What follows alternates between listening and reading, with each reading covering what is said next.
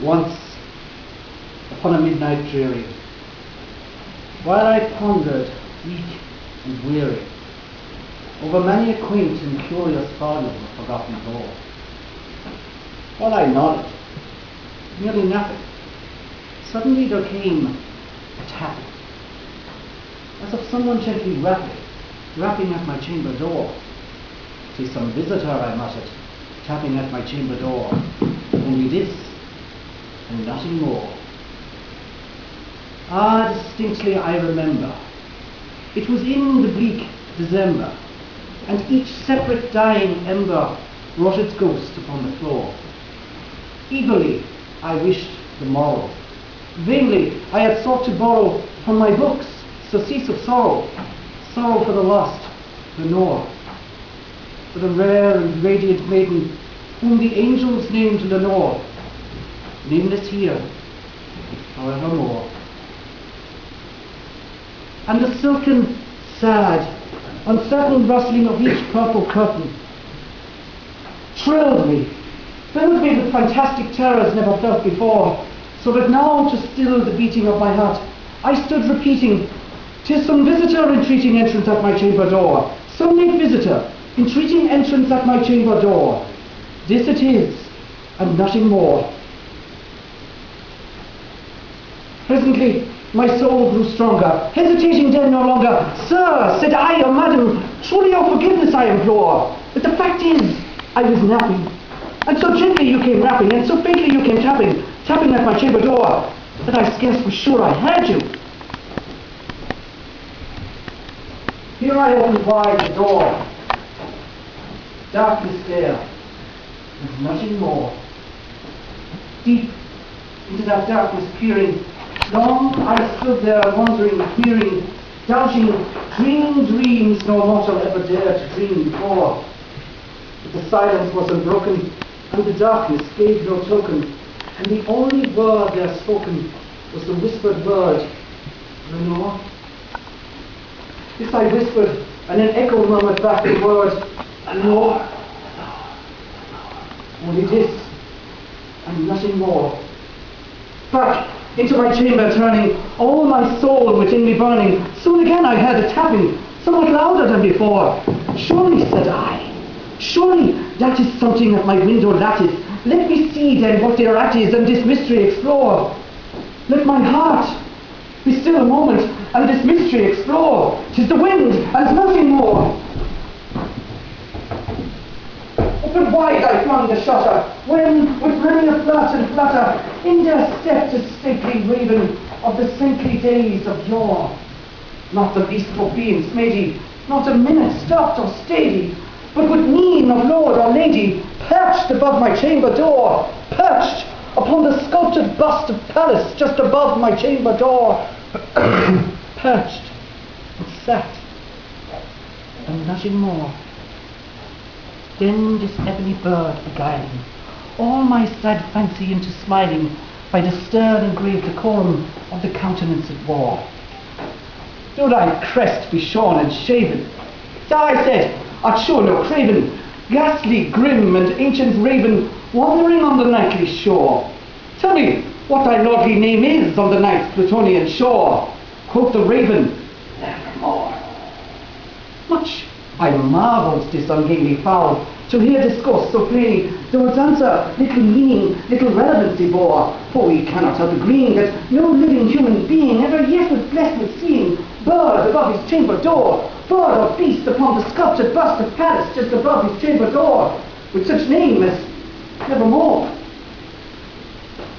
But the raven sitting lonely on that Pallas bust spoke only that one word, as if his soul in that one word he did outpour. Nothing further than he uttered, not a feather than he fluttered, till I scarcely more than muttered, "Other friends have flown before. On the morrow he will leave me, as my hopes had flown before." Then the bird said, "Nevermore." Startled at the stillness broken by a reply so aptly spoken, "Doubtless," said I, "what it utters is it only stock and store, caught from some unhappy master, whom unmerciful disaster followed fast and followed faster, till he summoned one burden bore, till the dirges of his hope that melancholy burden bore, of never, nevermore. But the raven still beguiled all my sad soul into smiling. Straight I wheeled the cushioned seat in front of bird and bust and door. Then upon the velvet sinking, I betook myself to linking fancy unto fancy, thinking what this ominous bird of yore, what this grim, ungainly, ghastly, gaunt and ominous bird of yore meant in croaking, nevermore. This I sat engaged in guessing, but no syllable expressing to the fowl whose fiery eyes now burned into my bosom's core. This and more I sat divining, with my head at ease reclining on the cushion's velvet lining that the lamplight floated o'er, but whose velvet violet lining with the lamplight floating o'er she shall press, nevermore. Then methought the air grew denser, perfumed by an unseen censer, swung by seraphim whose footfalls tinkled on the tufted floor. Wretch, I cried, thy God hath lent thee, by these angels he has sent thee, respite and nepenthe from thy memories of Lenore. Quaff, oh quaff this kind nepenthe, and forget this lost Lenore. Quoth the raven, nevermore. Prophet, said I, ting of evil, prophet still, if bird or devil, whether tempt or sent or tempest tossed thee here ashore, desolate, yet all undaunted, on this desert land enchanted, on this home by horror haunted, tell me truly, I implore, is there balm in Gilead? Tell me, I implore. Quoth the raven, nevermore. Prophet, said I, ting of evil, prophet still, if bird or devil, by that heaven that bends above us, by that God we both adore, tell this soul with sorrow laden, if within the distant Aden it shall clasp a sainted maiden, whom the angels named Lenore. Clasp a rare and radiant maiden, whom the angels named Lenore.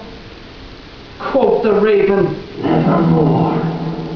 Be that word or sign of parting, bird or beast, I shrieked upstarting. Get thee back into the tempest and the night's Plutonian shore.